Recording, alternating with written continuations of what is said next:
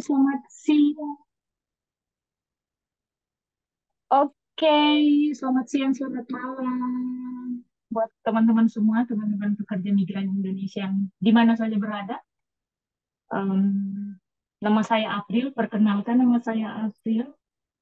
Malam ini atau hari ini kita akan bicarakan tentang biaya berlebihan atau overcharging yang banyak kejadian, banyak yang dialami oleh teman-teman kita pekerja migran Indonesia. Oke, gimana Mas Andro? Oke, Mas overcharging Bro? luar biasa. Overcharging. Ya ini masalah yang dari zaman tahun nggak enak sampai zaman sekarang nggak kelar-kelar. Yang nggak pernah selesai-selesai. Sebenarnya sebenarnya Mbak, overcharging itu karena apa sih?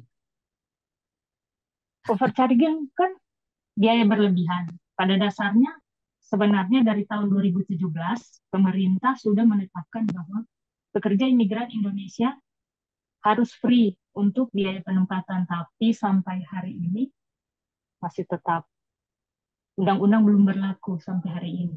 Berapa Hmm. tahun? Dari tahun 2017 dikeluarkan undang-undang bahwa zero cost. Tapi sampai hari ini kan enggak gitu. Permasalahannya di mana?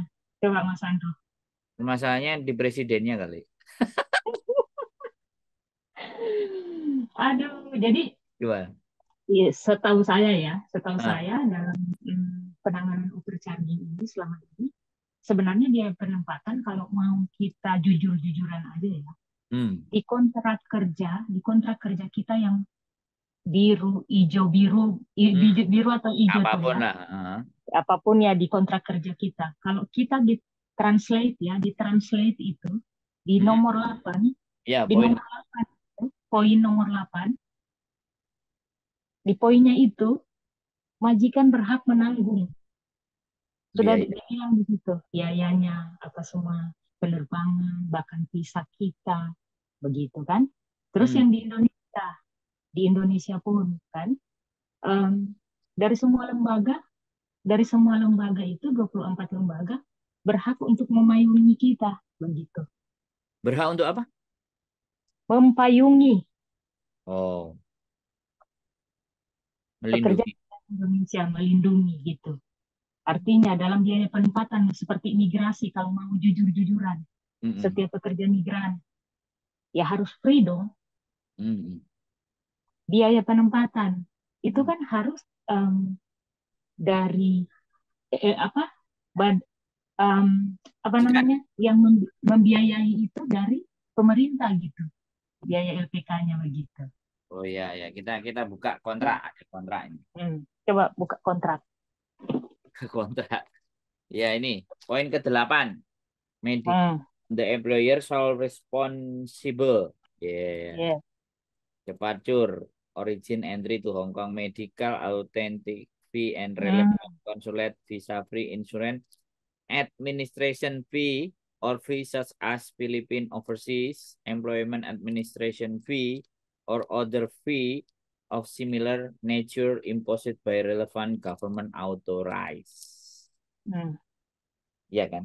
Kalau Yang iya, kalau diterjemahkan kan dalam bahasa Indonesia di sini, majikan harus bertanggung jawab atas biaya dan ongkos-ongkos berikut untuk keberangkatan pembantu gitu di tempat asal, sampai ke tempat asal, dari tempat asal untuk memasuki Hong Kong. Terus yang ke satu, biaya pemeriksaan kesehatan, biaya pengesahan oleh konsulat terkait, biaya visa, biaya asuransi, biaya administrasi atau biaya lainnya seperti biaya Indonesia Overseas Employment, itu semuanya. ya berarti kan sebenarnya anak nggak bayar dong. Enggak lah, enggak lah. Tapi di peraturan Indonesia beda lagi loh ya. Namanya biaya constructor kan karena katanya Bapak E itu kan biaya constructor kan kayak gitu tuh. Iya, ha-ha. Tapi kalau sekarang begini Mas Andro, bertolak belakang dengan selama ini yang undang-undang eh, nomor 18 tahun 2017 itu berarti nggak berlaku dong. Sekarang kita bahas gini Mas, berlaku nggak kalau mau jujur-jujuran? Nggak berlaku dong. Cuma beberapa PT saat ini yang bisa mengerjakan itu free zero cost gitu. Tetap ada ya, Contoh. intinya tetap ada Mm-mm. ya, yang zero. Ada satu yang zero cost satu-satu gitu. Tapi sampai hari ini enggak lah, Yang lainnya sama aja ya. sama aja. Bahkan lebih gila kalau kita lihat. Nah, ini berarti berarti teman-teman itu sebagai objek pesakitan semua dong berarti. Iya, sebenarnya gini Mas Andrew. Kita juga seperti kata Pak Kepala Badan BP2MI kan, kita Hmm.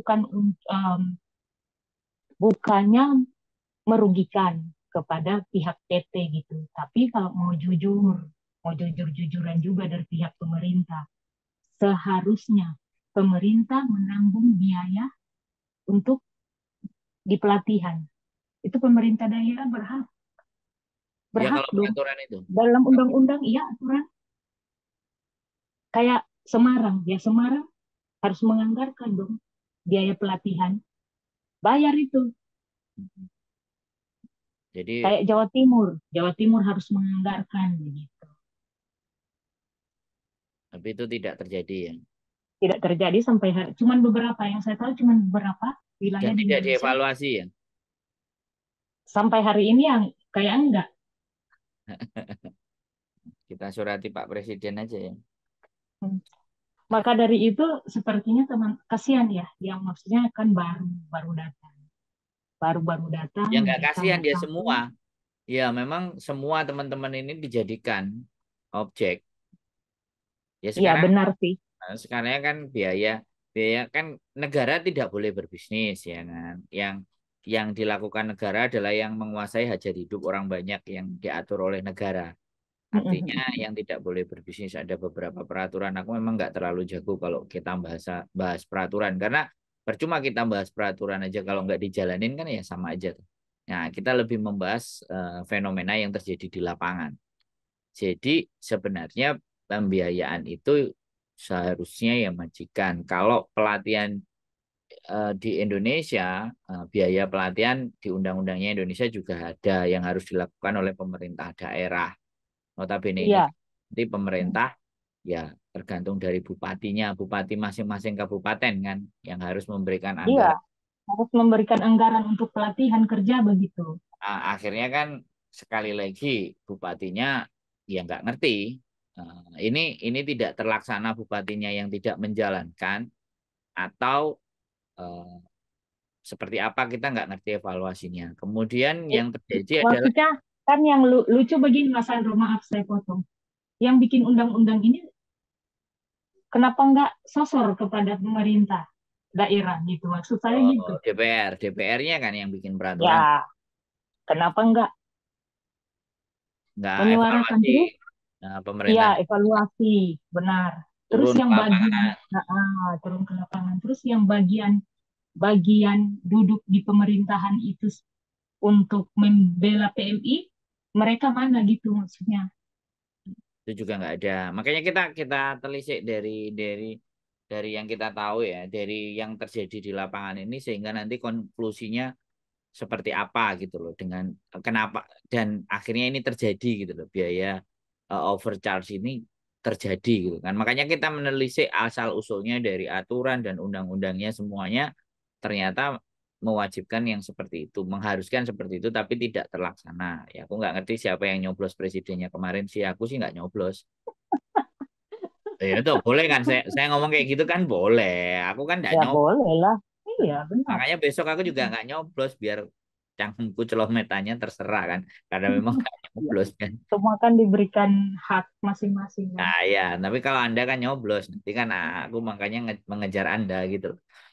Jadi kan seperti Kita itu. lihat aja, kita Eh, lihat aja kan oh ya, bagaimana oke. kan Jadi untuk itu, yang oke. kesekian kali bergantinya presiden terus pekerja migran masih dijadikan sebagai objek. Benar nggak? Jadi berikutnya adalah itu dilakukan oleh para PT. Nah, jadi swasta, pihak swasta itu kan pastinya PT. Nah, PT itu Iya, di bawah naungan Dinas Tenaga Kerja. Atau dinas tenaga kerja gitu. otomatis kan Terus kalau iya, Mas Andro yang jadi permasalahan ke PT juga. Setelah pekerja migran mendaftar, mereka tidak menjelaskan apa-apa saja yang menjadi kewajiban. Dari PT. Itu yang jadi persoalan. Setiap kita menangani overcharging itu pun, kebanyakan dari PT di Indonesia nggak menjelaskan. Nanti udah mau berangkat 5 hari sebelum berangkat, baru disuruh tanda tangan hutang. Itu persoalannya. Jadi dari awal prosesnya dia tidak dijelaskan. Tidak dijelaskan. Nah, tapi Mereka cuma mendaftar, saya mau ke Hong Kong, mau ke Singapura, mau ke Taiwan. Terus PMI-nya tanya berapa. Seharusnya maksud saya gini, sebelum mereka jauh untuk mengikuti semua proses yang ada, mereka harus didudukan. Benar eh, nggak? Ini biayanya. Kamu mau nggak seperti ini gitu? Biar PMI juga tahu sebelum mereka memberikan dokumen dan lain-lain gitu untuk jadi proses. itu di PT dan itu tidak dilakukan berarti di Tidak dilakukan. Departemen Tenaga Kerja ya yang dievaluasi bukan PT-nya karena kan yang mengawasi PT-nya kan Dinas Tenaga Kerja, benar nggak? Departemen Iya, cuman maksudnya begini, apakah PT juga tidak berpikir harus memberikan juga edukasi, walaupun mereka cuma PT swasta, maksudnya bukan bagian pemerintah, tapi setidaknya mereka harus memberikan fair-fairan lah begitu maksudnya, bukan cuma Lah iya, untung-untungan doang yang gitu. mengawasi dan yang mengizinkan PT tersebut itu beroperasi itu kan pasti Departemen Iya, apa ketenaga kerjaan. Ketenaga Kerjaan. Berarti kan di sini sebenarnya ada faktor penting dari ketenaga kerjaan tuh Ya untuk, iya, untuk mengawasi PT-PT. untuk Ya kan? mengawasi PT-PT juga yang ada begitu. Jadi harusnya kan jangan berkali-kali yang dibikin objek adalah BP2MI kan. Otomatis kan ya dari ketenaga kerjaan juga harus dievaluasi dong. Iya, Harus ya saya juga sebenarnya Mas Andro ingin mengkritisi kepada apa Kementerian Tenaga Kerja, sampai hari ini mereka nggak bisa membuka sosial media mereka gitu. Ada nggak yang kita pekerja migran bisa memasuki sosial media mereka agar kita juga bisa menyampaikan, bukan hanya ke kantor, ada hotline-nya gitu. Kayak BP2MI kan ada call center, crisis center gitu. ya ya kan tanyanya tidak ke saya dong kan bener. Iya, maksudnya Ada nggak? begini, siapa tahu ini tersampaikan, maksudnya tersampaikan ya bagi siapa yang lihat channel YouTube ini, tolong di-share biar dari Dinas Ketenagakerjaan bisa lihat gitu. Atau Ini nanti bagian dari kita iya, ngajak dia kan gitu. kita ngajak dialog pasangan caleg aja kan gitu aja. Boleh ya, Bang, boleh boleh. ya. Tapi pertanyaannya kita ini siapa? Undang mereka itu kita siapa? Hmm. Di, di YouTuber besar ya di Corbuzier aja lagi set up itu. Iya, itu Mereka juga ya. juga kan dia juga pengen bikin rekor kan. Kalau kalau debat debat capres dulu kan ada di TV-TV ya kan. Nah, si Deddy Corbuzier mau debat capresnya di channelnya dia. Makanya kan nanti kita titip aja ke dia. Kita kirim surat kalau ada debatnya capres, mereka kita titip pertanyaan buat teman-teman PMI ya. Nah, kalau Ya, nanti si YouTube sebenarnya gimana? sebenarnya kan kalau kalau kalau mau menyampaikan ini, kalau mereka mau fair-fairan. Kemarin kan juga dari Pak Kepala Badan BP2MI, ya seharusnya mereka juga harus saling menyampaikan begitu kan? Kita semuanya nggak bisa fair sih sebenarnya, unfair. Semuanya ini unfair. Kalau buat teman-teman itu semuanya unfair. Intinya kan seperti itu. Negara sendiri itu tidak turun buat teman-teman. Intinya sih kalau menurut saya. Nah, sekarang gini loh. Oke, kita telusur lagi lah. Sudah dari peraturannya seperti itu, dari Dinas Tenaga Kerjanya seperti itu, mengawasi PT-nya, ya kan? Dah, kita Iya benar. BP2MI belakangan dulu. Kita dari situ dulu. Ya, terus habis itu setelah mengkritisi, nah kan kita lihat nih, agent. Ya, kita langsung masuk ke Hong Kong. Agent sendiri di Hong Kong itu yang berhak dan bisa memasukkan kontrak ke KJRI itu kan juga nggak semua agent, ada agent tertentu. Jadi ada berapa Maksudnya agent yang kalau bisa izin res, masuk ke iya, kontrak. Iya. Jadi agent itu ada dua harus ada Yang pertama izin Hong Kong. Hmm. Jadi izin Hong Kong. Jadi izin Hong Kong dulu. Izin Hong Kong Hmm. sudah, baru atas izinnya Hong Kong itu disodorin ke KJRI. Nah, KJRI pun bisa menentukan apakah Hmm. dia layak diberikan. Karena semua yang masuk, sekali lagi, kontrak yang masuk itu harus under di bawah agent yang dapat lisensi dari KJRI. Iya, artinya apa agensi yang terdaftar gitu di Nah, KJRI. sekarang agensi yang terdaftar itu di bawah kebijakannya siapa nih kalau di KJRI? Nah, Konjen kan? Hmm. Atau di bawah Kementerian Tenaga Kerja. Lah, yo piye? Kira-kira menurut Anda gimana? Iya Ah, nggak? itu kan kemarin ya, saya juga pernah mengikuti Zoom dengan PT-PT juga, PT-PT dan perwakilan juga dari apa namanya em, KJRI kan. Ya Hmm. KJRI kan sama Atnaker. Di sini kan ada Atnaker. Loh, iya berarti kan nggak ada konjen toh. Berarti naker dong. Ayo. Iya mereka lah Atnaker sama Konjen. Loh, naker selaku wakil dari eh, Ketenaga kerjaan. ketenaga kerjaan. Terus Nah, konjen sebagai sebagai em, perwakilan negara. perwakilan luar negeri, ya. Mereka nggak bisa nggak bisa di ini, nggak bisa di apa namanya Dipisahin. pisahkan. Nah, Harus sama-sama harus gitu. dua. Mm-mm. Jadi kan yang mengesahkan kan mereka tuh. Iya, mereka. Nah, terus tapi yang terjadi pada saat yang mengesahkan misalnya 100 agent ya kan. Tapi ternyata agent employment agency di Hong Kong itu ada 500. Berarti yang 400 itu masuk masuk ke yang 100 toh. Harus nyodorinya ke yang 100, ngasihkan kontraknya karena dia tidak di bawah license KJRI, bisa dipahami nggak sampean? Artinya gini ya, Sub. saya ngerti. Berarti gini, berarti mereka tuh cuma nebeng-nebeng proses gitu. Iya.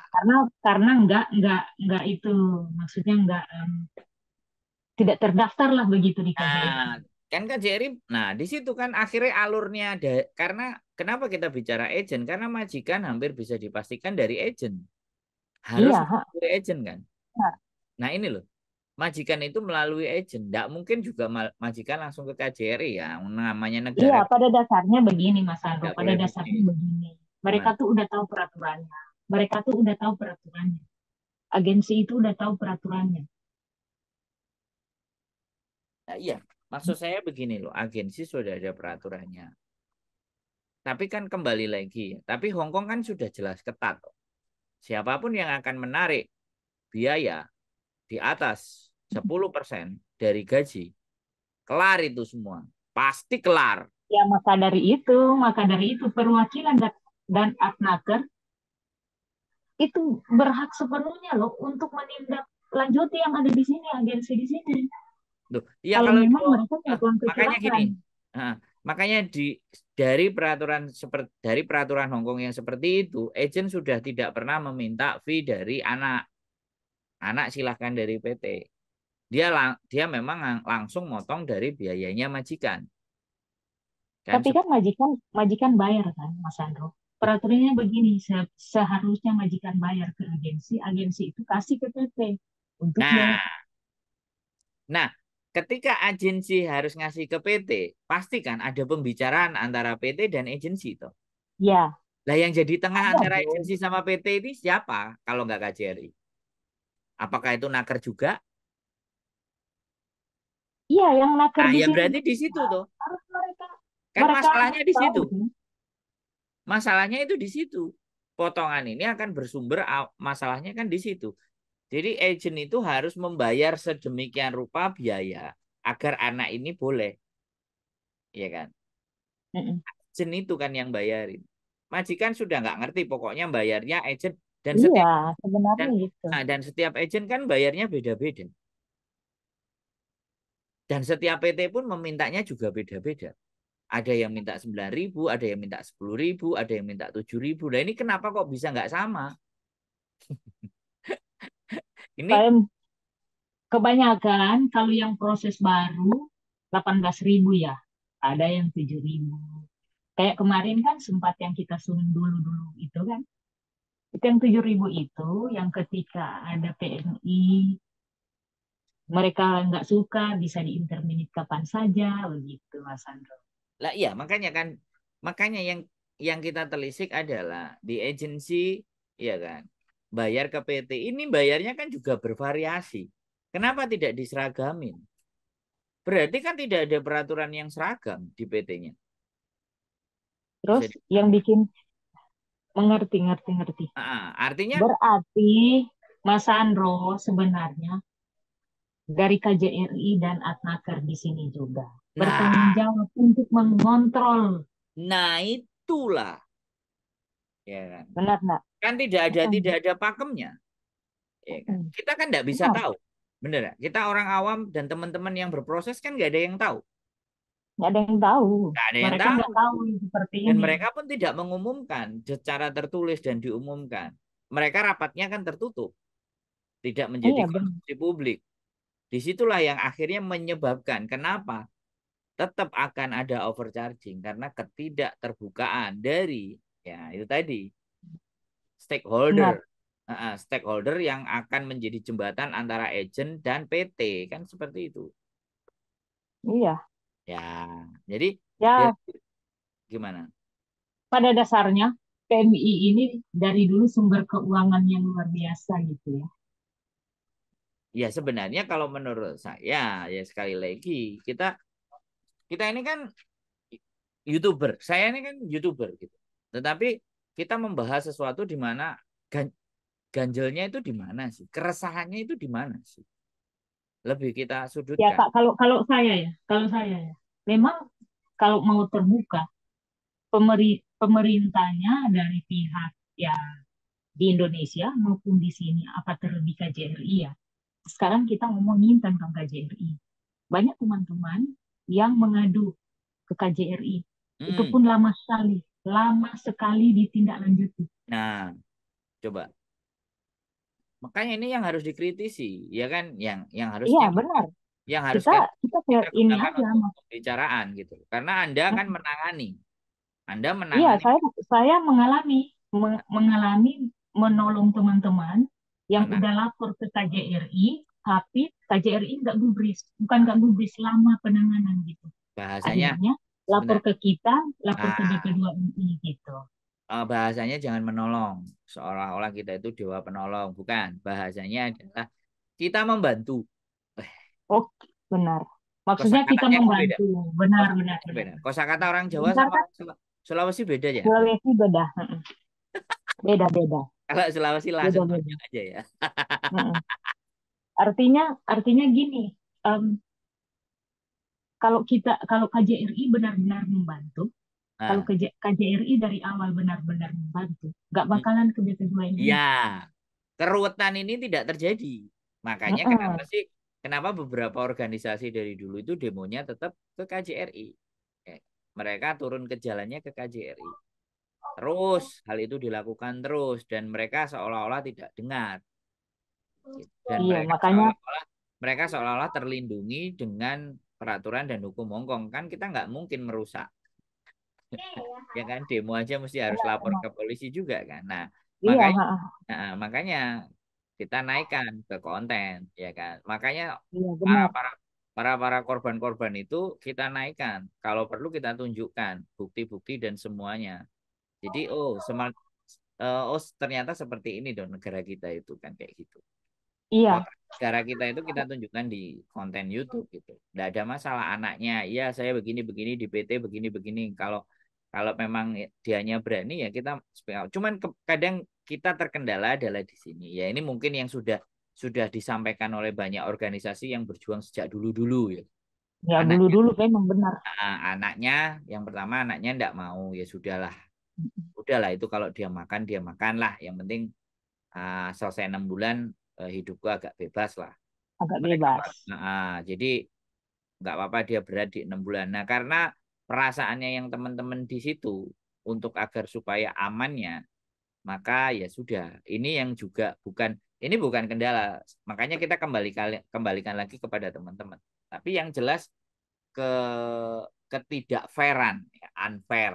Kalau Anda tadi bilang fair-fairan ya, ke-unfairannya itu ada di situ dan itu kembali ke dirinya masing-masing. Proses itu apakah mereka legowo nerima ya atau Kan ngerundeng. maksudnya begini, begini Mas Andro, banyak kecurangan-kecurangan dalam dalam apa biaya proses ini. Kayak BNI ya, kan itu prosesnya ambil kur BNI.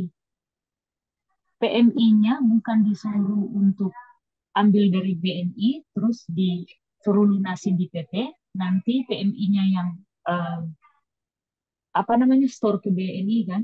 Ini bukan. Hmm. PMI disuruh tanda tangan di BNI, tapi tetap store ke koperasi. Itu gimana caranya? Itu akhirnya Ya, membengkak jadi setahun kan? ya intinya kan si anak tidak menerima uangnya, tapi anaknya yang bertanggung jawab atas pinjamannya, kan seperti itu tuh. Iya. Oke, jadi ya sekali lagi ya, ini kan fenomena yang terjadi di teman-teman dan semuanya hampir ini sudah menjadi apa ya? Ya wes kalau mau proses harus begini kan jatuhnya kan seperti itu. Jadi tatanan Pada dasarnya begini Mas Andro. Maaf saya banyak potong. Enggak, karena ini keresahan saya yang selama ini memang menjadi keresahan yang nggak habis-habisnya kayaknya ya. Saya ini di Hong Kong ini baru, Hmm, bukan udah lama, baru lah, baru 3 kontrak kan. Tapi melihat dengan adanya peraturan pekerja migran, cara penempatan, yang katanya pemerintah berpihak ke pekerja migran, padahal bullshit semua kan. Bullshit hmm. lah kalau buat saya. Karena berkoar-koar katanya sirupus, pada dasarnya di lapangan enggak. Kan itu bohong maksudnya. Kalau memang sirupus ya sirupus gitu kan. Hmm. Ini berapa tahun bro? Dari tahun 2017. Udah 5 tahun. 17. Udah mau 6 tahun ya. 2023 sekarang. Undang-undang dikeluarkan sirupus 2017 itu. Sampai hari ini. Nggak selesai-selesai. Oke, ya sudah ya kan. Keresahannya kan sudah jelas. Jadi sebenarnya faktornya sudah sangat banyak sekali ya. Bahwa dan itu tetap didiamkan dan teman-teman juga ada yang berjuang di luar sana. Oke, kita tidak mendiskreditkan teman-teman yang Iya, berjuang. tapi setidaknya begini Mas Andro. Dengan beberapa orang yang pernah dibantu ya untuk menyelesaikan overcharging ya, pemerintah dari pihak BP2MI juga saya lihat ya udah lumayan lah, lumayan lah. Kalau kita lapor, kalau kita nggak lapor ya enggak gitu. Ya, Anda kan yang menanganinya lah. Intinya keresahan itu tetap akan selalu ada. Nah, ini kan musim politik nih. Nah, nah kan dan Anda di bagian yang mana kan sudah jelas. Nanti tolong dong disampaikan ke sana gitu. Nanti konten ini naikkan aja. Biar ngomongnya nggak panjang-panjang gitu loh ya kan. Kita share Iya, aja. nggak apa-apa. Saya Share kan aja. nggak apa-apa. Nah, jadi yang pertama kan itu keresahan kita semuanya terhadap biaya proses. Nah, terkadang juga si PT ini kan intinya sudah membantu, tapi namanya nasibnya teman-teman kadang-kadang ada yang di interminate, kadang-kadang ada yang nggak tahan dan ngebreak. Nah, itu yang menjadikan PT Oh iya, itu nanti agak nanti kita bahas di konten berikutnya tentang kalau di interminate gimana kan, hmm. hutang-hutangnya seperti apa gitu. Nah, Nanti ada. hutang-hutangnya dan semuanya itu kan Hmm. membuat PT Dan juga semuanya semakin. antara dia break sendiri atau dia interminate begitu. Nah, itu kan akhirnya Mm-mm. mereka memaksa dan membuat paksaan di mana kamu harus Iya. sebulan kelar, Nah, kamu mau keluar nanti boleh. Nah, itu kan juga ada hmm, hubungannya dengan kebijakan dari KJRI bahwa ketika di PT itu tidak kelar 1 tahun atau tidak kelar 1 tahun 8 bulan atau tidak kelar satu kontrak, maka dia tidak bisa berhak ke PT yang lain kan dalam rangka supaya dia mengembalikan biaya proses. Nah, artinya kalau mereka mengunci dan semua-semua itu ya boleh untuk tidak membiasakan agar anak-anak menye-menye kerjanya iya, aneh sedikit, tapi itu juga tidak menutup kemungkinan di mana itu kebijakan mereka agar pihak PT ini terlindungi. nggak Ya, juga menutup kemungkinan. Iya, bukan nah, bukan bukan sebenarnya kan bukan jalannya seperti itu Mas Andro. nah, jadi tapi ada juga yang PT artinya dia sudah 6 bulan, 7 bulan, 8 bulan ya sudah eh, biayamu udah kelar ya udah kunci tak Ya, buka. nggak mau pusing, ya, Nah, mereka kunci nggak kamu mau pusing. buka aja nggak mau sampai setahun terserah lah kamu mau, yang penting kan kamu bisa ngelunasi biaya tersebut kan seperti itu kan. Intinya kan di sana. Iya. Nih. Nah, sekarang pertanyaan saya lagi nih sama Mbak April. Dengan fenomena yang seperti ini, dengan hal-hal yang seperti ini, apa yang bisa kira-kira sampai lakukan? Kalau saya kan ya sudah saya ngonten aja. Saya ngonten yang potongan. Tetapi konten saya juga tidak terdengar ke atas kan kayak gitu tuh. Nah, bagaimana gitu? Keresahan Sampai keresahan. hari ini, Mas Andro, kalau mau bicara tentang apa namanya biaya penempatan ya proses ini, nggak ada habis-habisnya. Makanya saya bilang ini jadi keresahan terus gitu. Karena kalau mau jujur-jujuran, ya pemerintah juga harus kerjasama dong. Sampai hari ini imigrasi ternyata masih pakai-pakai apa namanya paguyuban apa tuh Mas Andro? Ya, untuk paspor. Untuk paspor banyak banyak sekali calo-calo yang ada berkeliaran, tetap masih ada. Kemarin aja ada teman untuk ID disuruh bayar 2,5 juta. Gimana tuh ceritanya? Termaksud biaya proses ini masih ada orang-orang oknum-oknum yang nggak bertanggung jawab. Gitu, Mas Sandro. Terus gimana sih? Ya enggak Apa kalau yang harus kita lakukan kan? ya makanya kan karena ini mumpung era-era tahun politik, ya udah bisa nggak kita diskusi sama calon pasangan, wah, calon presiden, Calon capres presiden. dan cawapres. Nah, kan bisa dibuat diskusi, ya kan? Terus tapi buktinya ya sama aja kan. Eh, capres yang presiden yang terpilih pun 2017 sudah bikin peraturan sampai di Em, 2023 juga tidak kayaknya dijalankan. kayaknya saya ini udah terpengaruh kepada Anda sih. Oke, gini loh kita tidak saling ingin mempengaruhi kalau menurut saya, tapi bagaimana diskusi ini bisa mampu gitu, bisa terlihat. Enggak, begini-begini Mas Andro. Jadi begini. Kemarin-kemarin saya melihat kan, maksudnya saya melihat ada ketegasan, terutama dari Pak Kepala Badan BP2MI. Ya, Pak Beni sudah cukup berusaha untuk melakukan kewajibannya gitu ya, sebagai pembela lah pekerja migran dan saya juga udah merasakan staf-stafnya itu kalau kita sebut Pak Kepala Badan mereka langsung mengerjakan karena memang takut gitu. Karena Pak Kepala Badan udah tegas-tegas ngomong bahwa kerja cepat, nggak bisa diulur-ulur waktu begitu, Mas Andro. Atau Cuma, atau atau kita bikin film terus filmnya dikasih sama Pak Presiden ya, biar Pak Presidennya tahu bahwa ada rakyat yang menderita di sini. banyak Mas Andro kalau mau cerita pekerja migran ya. Saya ini sebenarnya kecewa juga kepada KJRI. Ini baru selesai anak eh, pekerja migran yang ada di Malaysia yang saya pantauin karena kan orang Manado minta tolong. Baru selesai di penjara 3 bulan udah pulang. Mereka biayai sendiri dari Malaysia sampai Jakarta, Malaysia ke Jakarta, yang seharusnya itu biaya pemerintah. Jadi kalau mau ngomong tentang pekerja migran, Mas Andro, ini kita bicara masih biaya penempatan loh. Tapi nggak bisa kelar ini malam, Mas Andro. Ya makanya gini, oke Panjang. oke. Kalau makanya ya sudah kita kita diskusi ya sampai kapanpun kita akan terus berdiskusi ya, Mm-mm. untuk menyampaikan keresahan apa yang akan terjadi kan intinya.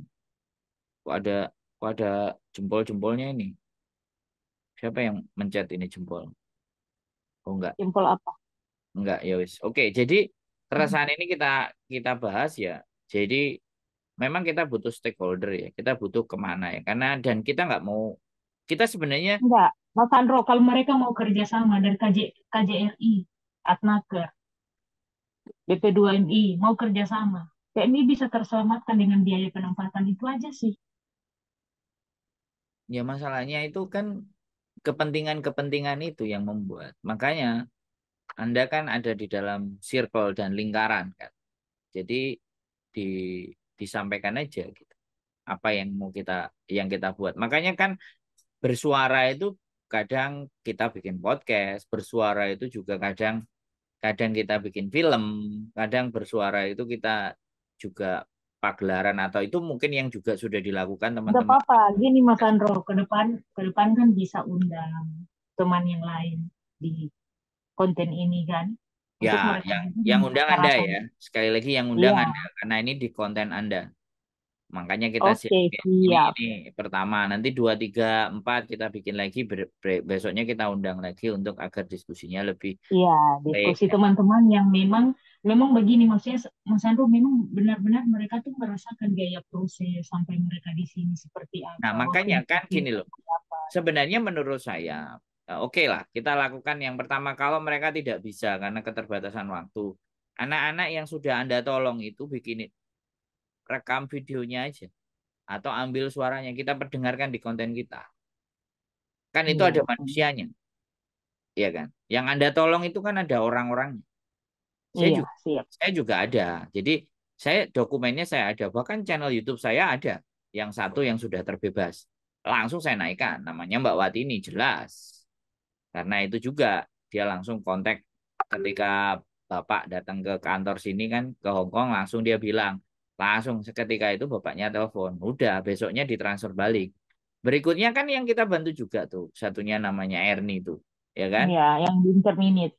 Nah, dia Mereka. dikembalikan uangnya, tapi dia diinterminate sama majikan. Nah, hal kayak gitu tuh kan. Uang bisa Iya, balik, intimidasi pekerja, dong itu. tapi pekerjaan hilang. Kan seperti itu. Nah, ini faktornya dari mana dan seperti apa. Nah, kadang-kadang kan ya itu loh yang menjadi ketakutan. Sedangkan teman-teman ke Hong Kong itu kan bukan cari masalah, cari Iya, uang. benar. Maka dari itu, Mas Andro, kenapa teman-teman kita tuh takut untuk bersuara? Karena takutnya seperti itu. Makanya yang Kan bicara kasihan. ya, yang bicara ya yang gini. Ya dia kasih suaranya aja, kasih bukti suaranya aja. Jadi Iya. Jadi untuk pembahasan di kali ini tentang masalah potongan dan segalanya pun absurd ya masih walaupun kita yang Ya, namanya kita jadi, lakukan di- hanyalah membantu ya. hmm, Sekarang hmm. sekarang kita Jadi begini, ya ada yang teman-teman pekerja. uh, uh, Aha, uh, sebelum dikasih kesimpulan bagaimana hmm. cara melaporkan overcharging. Nah, itu Anda jelaskan aja dulu. Oke, jadi teman-teman semua, kalau kalian lihat konten ini, bagaimana cara untuk melaporkan kasus overcharging atau biaya yang berlebihan? Kalau itu kalian berani untuk speak up, silakan speak up. Em, apa namanya? Kalau setoran setiap bulan melebihi dari 2.500 itu termasuk overcharging, Mas Andro. Kan? Apalagi dia 2.900 kali 6 itu overcharging. Karena kan biaya penempatan yang sebenarnya kan hanya 21 juta. Kita nggak bicara zero cost ya sekarang, tapi Hmm. kita biaya berlebihan. Caranya untuk melaporkan, kalau kalian masih ragu untuk lapor ke KJRI, ada BP2MI. BP2MI lapor ke Crisis Center, call centernya BP2MI gitu. Nanti kita Nanti kalau tulis di deskripsi, nanti di ya deskripsi nanti nanti. ditulis di deskripsinya saya di bawah di linknya ya Mas Andro. Siap. Nah, terus lapor di BP2MI. Mm-mm. Kalau emang dalam 2 minggu atau 1 minggu aja nggak direspon, nanti lapor ke saya. Gitu. Ngomong lapornya ke saya jangan jangan ragu lapor ke saya jangan pokoknya teman-teman dalam 2 minggu tidak dilaporkan silahkan hubungi saya oh Oh, gitu. asik. Nah, Oke, siap. Jadi kalau dalam 2 minggu nggak ada kabar dari crisis center atau apa namanya nggak tidak ada follow dilaporkan up ke BP2, nggak ada follow up dari BP2 ini laporkan ke saya. Nanti saya bantu untuk follow up gitu. Gitu yes teman-teman semua. Kalau merasa itu beban berlebihan atau biaya yes overcharging. mantap 2.500 up jadi Jadi, yang 2.500 ah, up merasa berat teman-teman monggo silahkan nah nanti kita ya itu biaya bantu berlebihan. untuk menyelesaikan dan ABCD. Tapi ya ingat ya sekali lagi berani berperang, berani menghadapi resiko, ya kan? Iya, kalau mau mau speak up silakan speak up. Kalau nggak mau speak up ya diam aja, nggak usah gitu. Nggak Tapi usah. kalau mau speak up silakan. Kita Jadi nanti takutnya kayak gitu. Udah ngomong speak up terus kehilangan pekerjaan kita lagi yang disalahin kan repot. iya, Kayak Kita lagi kemarin, yang report gitu. kemarin kan udah Kayak saya semua. bilangin, kalau kamu mau melaporkan biayanya terlalu gede, nanti kalau kamu di interminate dan semuanya, ingat ya resikonya. Oh ya ya ya ya, giliran di interminate beneran nangis, ya kan repot. Jadi nangis Iya, terus ngomong ke kita, lah aku terus harus gimana gitu loh kan, udah berani melangkah resikonya dan ABCD. Karena sekali lagi setiap apa yang kita lakukan itu penuh dengan resiko. Kita hanya sebagai perantara kan, ya kan. iya Salur benar. saluran berkat, wes, Anda lah saluran berkat, Iya. ya kan. Anda kan saluran Kita ini berkat. cuma perantara untuk membantu Batu teman-teman perbankan PMI gitu. untuk ke call center ya. Jadi jangan ragu dan jangan sungkan ya. Hmm. Oke, Jangan ragu, silakan jangan sungkan. konklusi. Konklusi kesimpulannya Mbak Afril. Oke, jadi teman-teman semua pekerja migran, kawan PMI yang ada, kesimpulan kita untuk biaya yang berlebihan, sekiranya itu memang em, udah udah berlebihan, ya silakan lapor. Kalau nggak usah speak up, mendingan diam aja gitu. Oke, oke teman-teman semua, terima kasih kalian udah nonton channel ini. Tetap dukung saya biar kita sama-sama saling mensupport. Oke, Oke. gitu aja.